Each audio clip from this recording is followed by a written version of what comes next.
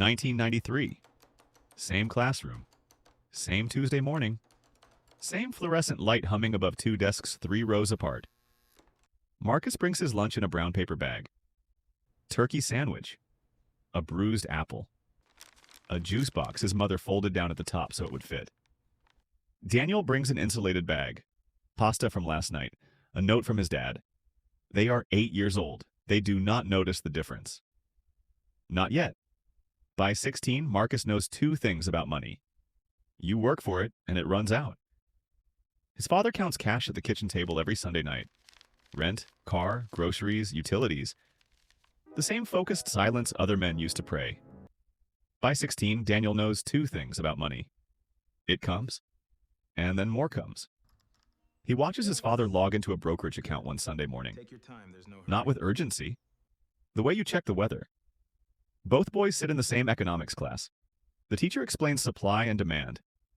She does not explain compound interest. She does not explain why starting at 22 instead of 32 is the difference between retiring and not. Both boys go home, to different kitchens, to different versions of what money means before they are old enough to know they're being taught anything at all. They are 22.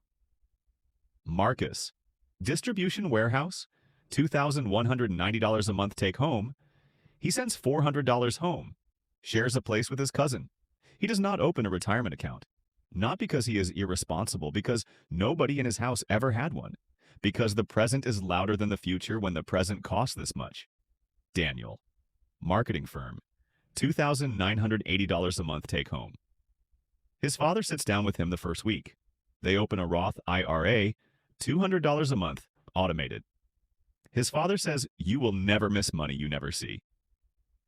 Daniel also enrolls in his 401k, contributes 5%. Company matches 3%. He doesn't fully understand it. His father told him to. He did it. The gap at 22 is not dramatic. The gap at 22 is invisible. That is why it is dangerous. Marcus gets promoted, saves $300 a month, into a savings account earning 0.4%. He is proud of this. He should be. He built it from nothing. What nobody told him is that saving is not investing, that 0.4% is not compounding, that the market has returned 10% annually for 100 years and he is not in it. He knows how to survive. He does not yet know how to build. By 27, Marcus has $9,400 in savings. By 27, Daniel has $41,000 invested. The distance between them, $31,600. They run into each other at a mutual friend's birthday. They laugh about the old teachers. Neither one mentions money. Marcus buys a house at 31. First in his family. His mother cries at the closing table. He opens his first 401k the same year. 9 years behind Daniel. He doesn't know this. He just knows he started. At 35, Marcus, net worth $74,000. Mostly home equity. Almost nothing invested. Daniel, net worth $265,200. Mostly invested. Compounding daily. Same school, same zip code, same lunch hour 25 years ago. Something changes in Marcus at 38. He reads a book, an actual book about how markets work. He reads it in 2 days the way hungry people eat. He runs the retirement calculator. He inputs his numbers. He looks at what 65 looks like if he starts now, saves aggressively, does everything right from this moment forward. The number at the end is not what he thought. It is enough. Technically enough. It is not what he wants for his daughter. It is surviving, not building. He raises his 401k to 15% the next day. They cut the private school. It is the hardest decision of his adult life. He tells his daughter the truth at the kitchen table, the same table where his father used to count cash. She nods. She is 11. She will understand it fully at 30. Daniel at 40. Brokerage, $531,000. 401k, $214,000. Roth IRA, $142,000. Real estate equity, $198,000. Total, $1,085,000. He does not feel rich. He feels like the machine is working.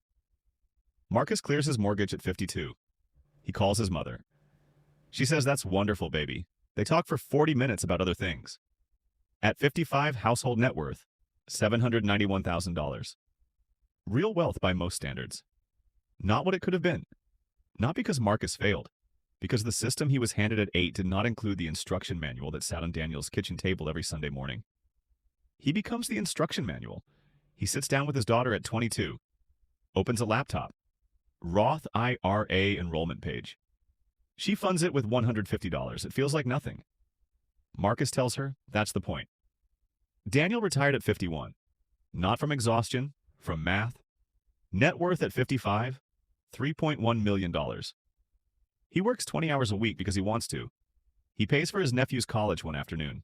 Sends a text. Done. That is what the machine was always for. Not the number. The options the number creates, they are 60. Same gymnasium, same fold-out tables. Marcus and Daniel find each other near the punch bowl. Marcus talks about his daughter. She just bought her first rental property at 29.